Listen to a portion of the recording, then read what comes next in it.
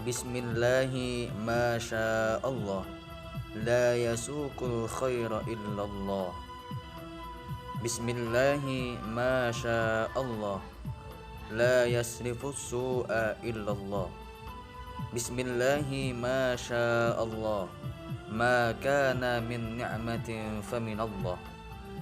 Bismillahi ma sya Allah, la hawla wa la quwwata illa billahil aliyyil azim. Bismillahilladzi la yadurru ma'asmihi syai'un fil ardi wala fis sama'. Bismillahi walhamdulillah wal khairu wasyarru bimasyiatillah. Allahumma salli wa sallim wa barik ala sayyidina Muhammadin wa ala alihi wa sahbihi wa sallim ajma'in. Sejak 14 abad yang lalu, bahkan jauh sebelum itu, sejarah membuktikan betapa kemunafikan merajalela. Hal ini terlihat dari kebohongannya kala bicara, keingkarannya pada janji, serta khianat terhadap amanah. Padahal setiap bicara hendaknya dapat dipercaya, janji hendaknya ditepati, dan amanah mesti dijalankan. Ikhwani wal akhwati uhibbukum fillah. Hal ini selaras dengan sabda Rasulullah sallallahu alaihi wasallam. Dalam hadis, dalam sabdanya Rasulullah menjelaskan bahwa ada 3 tanda-tanda orang munafik. Yang pertama, kata Rasulullah sallallahu alaihi wasallam, kala berbicara ia berbohong atau berdusta. Yang kedua, kala berjanji ia mengingkari. Dan yang terakhir, kata Rasulullah, apabila diberi amanah ia mengkhianati.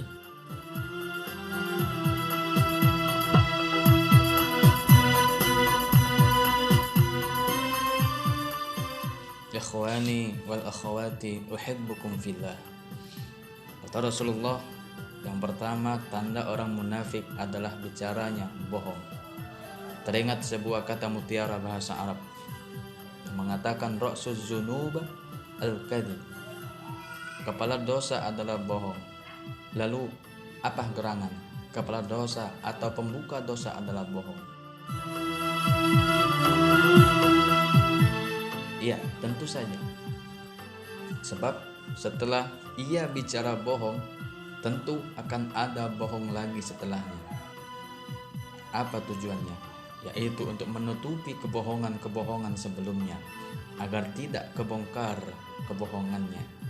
Jika demikian ia lakukan, maka sepanjang hidupnya penuh dengan kebohongan. Na'udzubillahi min dzalik. Saudaraku, kemudian berikutnya yang kedua, kata Rasulullah, tanda orang munafik, ia ingkar terhadap janjinya. Ini adalah satu hal yang mudah diucapkan, tapi belum tentu mudah untuk ditepati, belum tentu mudah untuk dibuktikan. Satu contoh, kita meminjam barang atau uang milik teman kita. Kemudian kita berjanji akan mengembalikannya di akhir bulan depan. Maka kita harus mengembalikannya sesuai dengan yang kita janjikan. Di sini menarik, ada pelajaran yang dapat kita ambil, bahwa dalam berjanji ataupun memenuhi undangan dari teman kita, hendaknya kita berkata insya Allah, tapi dengan syarat kita ada niat di hati, kuat keinginan kita untuk benar-benar menepati janji dan benar-benar ingin memenuhi undangan dari saudara kita. Selebihnya hanya kuasa Allah dan kehendak Allah lah yang menentukan kita sampai atau tidaknya pada waktu yang dijanjikan atau memenuhi undangan saudara kita. Karena boleh jadi belum sampai pada waktu yang kita janjikan, kita diwafatkan oleh Allah Subhanahu wa ta'ala, atau mungkin ada kendala dan halangan lain, hujan besar misalnya, dan juga bencana dan lain sebagainya, yang membuat kita berhalangan untuk hadir memenuhi undangan ataupun menepati janji kita. Maka oleh sebab itu, insya Allah adalah kalimat yang paling tepat kita ucapkan ketika kita berjanji kepada seseorang ataupun kita hendak memenuhi undangan seseorang. Saudara-saudariku yang kucintai karena Allah, yang terakhir kata Rasulullah, tanda orang munafik adalah jika diberi amanah ia khianat. Setiap kita adalah mengemban amanah yang kelak dipertanggungjawabkan di hadapan Allah Subhanahu wa Ta'ala. Amanah adalah titipan kepada kita yang mesti dijaga dan dirawat.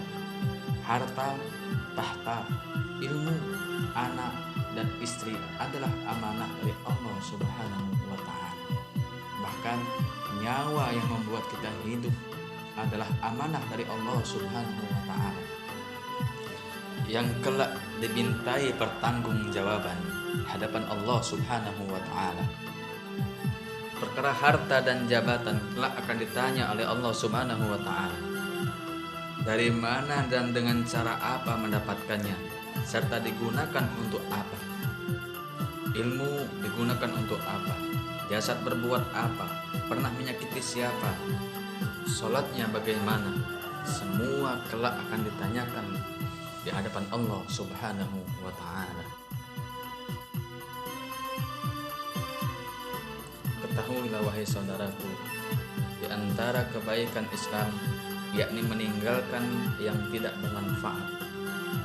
Oleh sebab itu, dusta, bohong, ingkar dan khianat tiadalah satupun yang bermanfaat. Maka dalam berbicara, faltaqul khairat aw liyasmut, berucaplah yang baik-baik atau jika tidak lebih baik diam. Dalam berjanji, katakanlah insyaallah, karena hanyalah Allah yang maha berkehendak. Kemudian dalam amanah, Allah Subhanahu wa Ta'ala berfirman, A'udzubillahi minasyaitonir rajim. Bismillahirrahmanirrahim. Innallaha ya'murukum an tu'addul amanati ila ahliha wa idza hakamtum bainan nas an tahkumu bil adl. Innallaha ni'ma ya'idukum bih. Innallaha kana sami'an basira. Yang artinya, sungguh Allah menyuruhmu menyampaikan amanah kepada yang berhak menerimanya. Dan apabila kamu menetapkan hukum di antara manusia, hendaknya kamu menetapkan dengan adil. Sungguh Allah sebaik-baik yang memberi pengajaran kepadamu. Sungguh Allah maha mendengar, maha melihat.